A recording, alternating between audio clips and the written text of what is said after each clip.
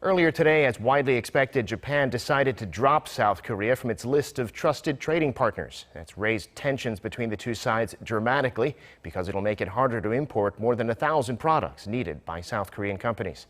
Our Kim Mok-yeon has our top story.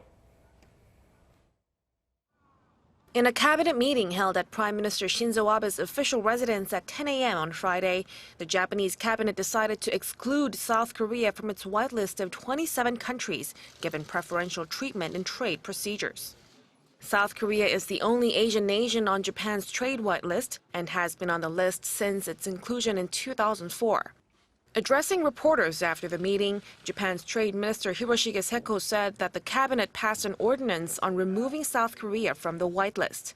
The minister stressed that the measures come as part of Japan's efforts to re-examine its management system, pointing out that South Korea's export control system is lax. Our latest decision came with the basis that South Korea was inadequate in its export controls and that we wanted to take appropriate measures to manage our exports. We completely did not intend to influence our ties with Seoul, and it's not an act of retaliation against anything.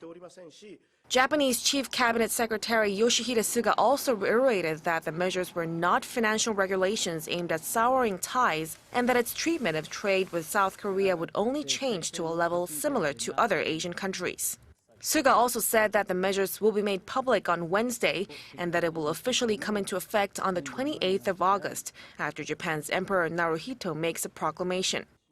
The removal of South Korea from the so-called whitelist of 27 countries is seen as a second retaliatory measure by Tokyo after its July 4 imposition of tighter restrictions on exports to Seoul of key materials used for semiconductor and display production. Despite Japan's denial, many still speculate that the export curbs were a sign of retaliation against South Korean Supreme Court's decision that hold Japanese companies liable for wartime forced labor. Nevertheless, Tokyo's decision to scrap Seoul from its whitelist is feared to cause significant delays and disruptions to imports from Japan, as Japanese exporters will need individual authorization rather than fast-track approval for exports of more than 1,000 dual-use items to South Korea. Kim Mok-yeon, Arirang News.